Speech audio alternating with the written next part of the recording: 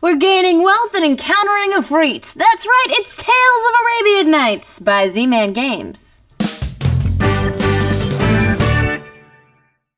This story-spinning exploration game pits 2 to 6 players alongside each other as they journey across the known world, seeking adventure, treasure, and fame. Setup begins with the game board placed center. The board shows the known world and 2 tracks to score destiny points and story points, the main victory mechanic of the game. There's also a wealth track alongside the top. Each player takes a player reference board, a character, matching player markers and quest markers, and a player identity token. They place their score markers on the 0 space of each scoring track and their wealth marker on the poor space of the wealth track. Too real, I know.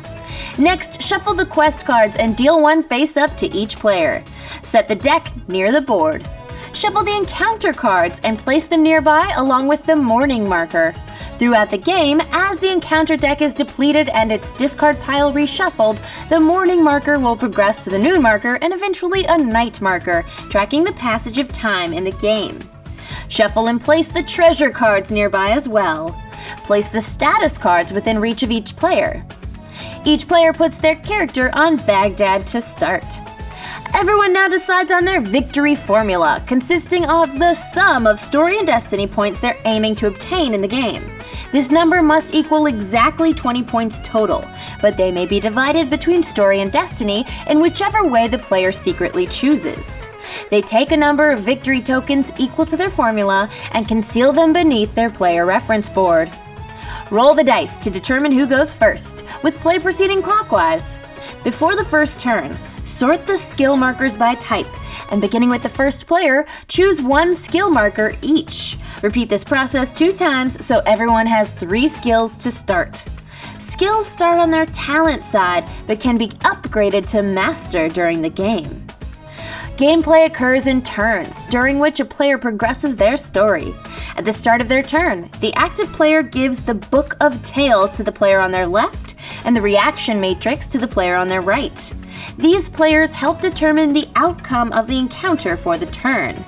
After checking if any status cards or treasure cards affect their turn, the player now moves their character up to a number of spaces that their current wealth level allows. I told you it was too real. The wealth track contains movement values for both land and sea movement. The active player may move a combined number of points equal to the higher move rating, but may not exceed the value of a single movement type when moving in that terrain. After moving, the player then resolves their encounter by drawing the top card of the encounter deck. More on that process in a sec. After their encounter, the active player may check to see if they've completed any quests or play any city cards if they are in that city. After they're done, play passes to the next player. As everyone gains points and progresses their story, they can attempt to return to Baghdad with at least their personal goals worth of destiny and story points.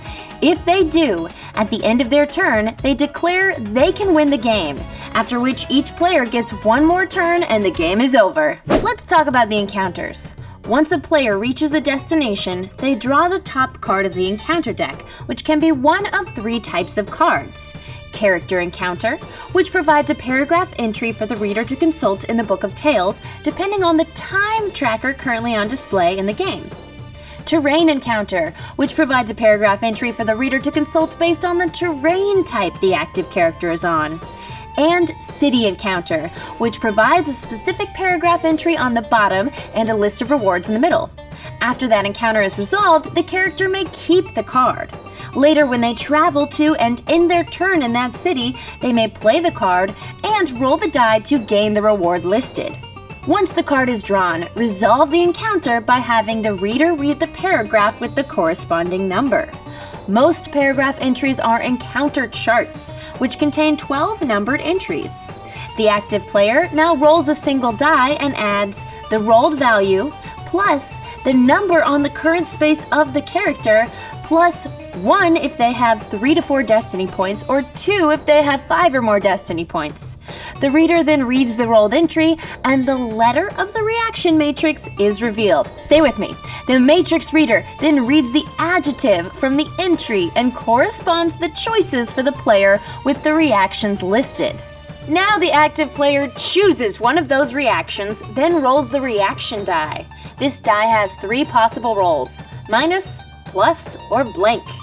If the roll is blank, the reader goes to the entry listed under their reaction and reads the text.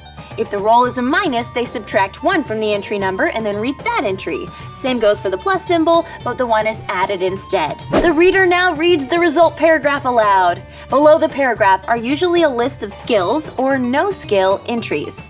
If the character has that skill, they may access that entry. Otherwise, the reader reads the no-skill entry. Finally, after a dramatic reading, the active player gains the rewards or curses listed. These usually include story or destiny points and potentially quests, treasures, statuses, and more. Once the end game is triggered by a player returning to Baghdad with their requisite points, the other players each get 1 more turn and the game is over. The players who reached their goal and made it back to the city are declared the winners. And that's Tales of Arabian Nights. Some special rules exist for treasures, skills, and places of power, and all those details can be found in the handy rulebook.